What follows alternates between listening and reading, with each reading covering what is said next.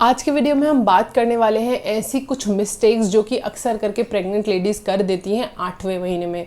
इन गलतियों से आपको बचना है क्योंकि अब आपका डिलीवरी का समय पास आने वाला है और ऐसे में सावधानियां रखना बेहद ज़्यादा ज़रूरी है। कौन सी वो कॉमन मिस्टेक्स हैं जो कि अक्सर करके प्रेग्नेंट लेडीज़ अपने 8th मंथ में कर देती हैं, जो कि आपको नहीं करना, वही मैं आज आपको इस वीडियो में बताने वाली हूँ। चलिए हम अपना वीडियो स्टार्ट करते हैं। मेरा नाम है दीक्षा और आप मुझे देख रहे हैं प्रेगनेंसी केयर इंडिया पर।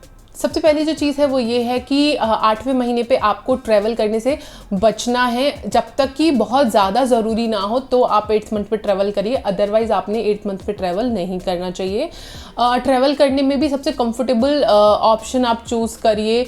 अगर ट्रेन की सुविधा है तो ट्रेन को आप इस्तेमाल करिए रादर देन कार के, या फिर रोड पे ट्रैवल करने की जगह पे आपको ट्रेन ज़्यादा सुविधाजनक रहेगी। तो आपको मोड ऑफ ट्रांसपोर्टेशन का भी ध्यान रखना है कि क्या कंफर्टेबल है। 8th मंथ के अराउंड आपने कभी भी एरोप्लेन में सफ़र नहीं करना चाहिए। इवन एयरलाइंस भी मना करती हैं कि आप प्रेगनेंसी के ऑलमोस्ट 6 मंथ्स के बाद से आप एयर ट्रैवल ना करें। दूसरी बात ये होती है कि अगर आपको लग रहा है कि नहीं मुझे इस मंथ में ट्रैवल करना बेहद ज़रूरी है, तो आप जैसे कि हो सकता है कि आप अपने मम्मी के या इन लॉज के घर जा रहे हैं, डिलीवरी आपने वहीं करानी है, तो इस केस में आप 8वें महीने में ही ट्रैवल करें। 8वें के बाद यानी कि 9वें महीने लगते ही तो आपको बिल्कुल भी ट्रैवल नहीं करना चाहिए, even in case of emergency also. So आपने 8वें महीने में इस केस में ही आप ट्रैवल करिए, अदरवाइज आपने ट्रैवल करने से अवॉइड करना है। जो दूसरी इंपॉर्टेंट चीज़ है वो ये है कि बच्चे का जो वेट होता है इस समय पे तकरीबन 2 से 2.5 किलो के आसपास होता है। अगर आपके बच्चे का वज़न इतना नहीं है या आपने भी ओवरऑल प्रेगनेंसी में वज़न ठीक से गेन नहीं किया है, तो ये बहुत ज़्यादा हाई टाइम है आपको हाई प्रोटीन डाइट लेने का। जब आप हाई प्रोटीन डाइट लेंगे तो इस मंथ में आपके बच्चे का वेट जो है वो पिकअप होगा, गेन होगा, और जो एक हेल्दी वेट होना चाहिए at the time of birth वो बच्चा गेन कर पाएगा। आपकी भी प्रेगनेंसी हेल्दी रहेगी, डिलीवरी के समय आपको भी ज़्यादा परेशानियाँ तकलीफ़ें नहीं होंगी, आपकी बॉडी में भी स्ट्रेंथ रहेगी।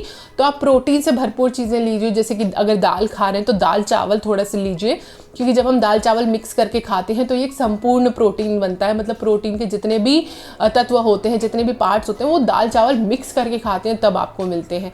बट अगर समटाइम्स सर्दियां हैं, दाल वो चावल आपको नहीं खाना है, तो फिर आप दाल खाइए, स्पिनच खाइए, सोयाबीन खाइए, राजमा छोले, ऐसी चीज़ें खाइए पर दिन के समय जो कि आप डाइजेस्ट कर पाएँ। तो प्रोटीन से भरपूर चीज़ें आपने ज़रूर खानी है। अगर आपके बच्चे का वज़न कम है तो ऐसे में डॉक्टर से ज़रूर संपर्क करें। तो डॉक्टर आपको प्रोटीन पाउडर्स या प्रोटीन के कुछ बिस्किट्स वगैरह कुछ ना कुछ वो ऐसे देंगे जिससे कि आपके बच्चे का वज़न बढ़ जाएगा। प्रेगनेंसी के समय में खुजली होना एक बहुत आम बात है, हाथ पैरों में खुजली होना, और सबसे ज़्यादा होती है पेट पे खुजली, स्ट्रेच मार्क्स जब आने लगते हैं 2nd ट्राइमेस्टर के बाद से। तो ऐसे में आपने क्या करना है, जब खुजली बहुत ज़्यादा हो रही है, एक तो सबसे पहले आपने अपनी बॉडी को मॉइस्चराइज रखना है। लेकिन अगर आपको असहनीय इचिंग हो रही है, बहुत ज़्यादा आपको खुजली हो रही है, तो अपने डॉक्टर से ज़रूर संपर्क करें, क्योंकि प्रेगनेंसी में एक बहुत ही कॉमन कॉज होता है एक्सट्रीम इचिंग का, वो होता है लिवर में किसी भी तरीके का प्रॉब्लम होना। तो अगर आपको बहुत एक्सट्रीम इचिंग है और डॉक्टर को कुछ भी डाउट लगता है तो वो आपके लिवर टेस्ट करा सकते हैं, सो दैट पता चले कि लिवर में कोई प्रॉब्लम तो नहीं है। और अगर आपने इसको टाइम पे रहते ही नहीं किया तो समटाइम से डिलीवरी में काफ़ी ज़्यादा बाधा बन सकता है और काफ़ी सारे प्रॉब्लम्स जो है वो कॉज करता है। तो अगर आपको बहुत एक्सट्रीम इचिंग हो रही है तो प्लीज़ डॉक्टर से ज़रूर संपर्क करें। अगर 8th मंथ में आने के बाद में आपको अब बहुत ज़्यादा लेथार्जिक, लेजी, या फिर मतलब बहुत फ्लैक्सिबिलिटी नहीं लगती आपको अपनी बॉडी में, तो ये होना बहुत ज़्यादा आम है, बहुत ज़्यादा कॉमन है, क्योंकि वज़न बढ़ने के कारण या पेट का साइज़ बढ़ने के कारण हमें हर छोटे से छोटे काम में बहुत ज़्यादा तकलीफ होती है।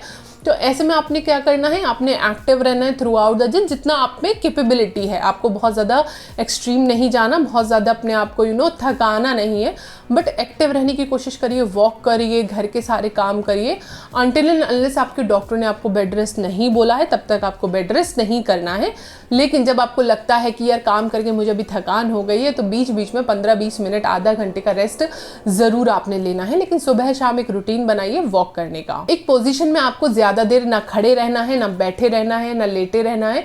हर वक्त आपने पोजीशन जो है थोड़ी थोड़ी देर में चेंज करते रहिए, सो दैट ब्लड सर्कुलेशन अच्छा बना रहेगा और बॉडी के किसी भी पार्ट पे आपको सूजन या फिर हैवीनेस नहीं लगेगा, नमनेस नहीं लगेगी। तो बॉडी को थोड़ा सा मूव करते रहिए और एक पोजीशन पे ज़्यादा देर नहीं रहना है। This is a very high time जब आपको किसी भी तरीके का स्ट्रेस नहीं लेना है। आप जितना ज़्यादा स्ट्रेस लेंगे आपकी डिलीवरी में प्रॉब्लम भी होंगी, प्लस आपके बच्चे पे भी इसका अच्छा असर नहीं पड़ता। जितने भी स्ट्रेस हार्मोन्स हैं वो प्लेसेंटा के थ्रू बच्चे तक पास ऑन होते हैं। तो this is a very high time कि आप अपने बॉडी को बिल्कुल रिलैक्स्ड रखें, कोई भी स्ट्रेस ना लें।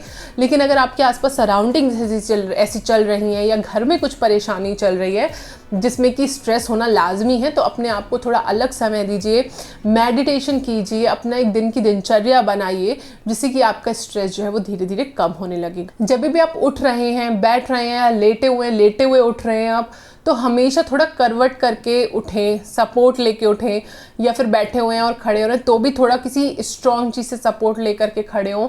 एकदम से झटक के नहीं खड़े हो ना, अदरवाइज बच्चे पे इसका अच्छा असर नहीं पड़ता, प्लस आपको भी बहुत ज़्यादा क्रैम्प्स महसूस होने लगेंगे। तो स्लोली और हमेशा सपोर्ट लेकर के आपको अपना पोस्चर चेंज करना है। डाइट आपको बहुत अच्छी लेनी है, बहुत सॉलिड लेनी है, घर की लेनी है, रंग बिरंगी लेनी है, जिससे कि आपको सारे पोषक तत्व मिले। और आपने आयरन बहुत अच्छे से कंज्यूम करना है 8वें महीने में, 9वें महीने में, क्योंकि डिलीवरी के समय में हीमोग्लोबिन अच्छा होना बहुत ज़्यादा ज़रूरी है, क्योंकि ब्लड लॉस बहुत ज़्यादा होता है।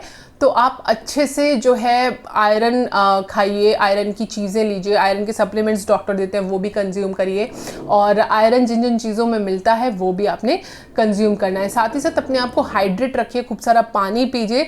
हमारी बॉडी जो है वो 70-80% पानी से मिलके बनती है, और ये चीज़ प्रेगनेंसी के समय भी लागू होती है। बच्चे की भी बॉडी 70-80% पानी से ही बन रही होती है। तो ऐसे में हाइड्रेट रखना खुद को बहुत ज़्यादा ज़रूरी है। इससे बॉडी में इलास्टिसिटी भी आती है और डिलीवरी में बहुत आसानी रहती है। तो अपने आप को हाइड्रेट रखें। उम्मीद करती हूँ आपको ये वीडियो पसंद आया होगा। अच्छा लगा है तो लाइक, शेयर और हमारे चैनल को सब्सक्राइब करें।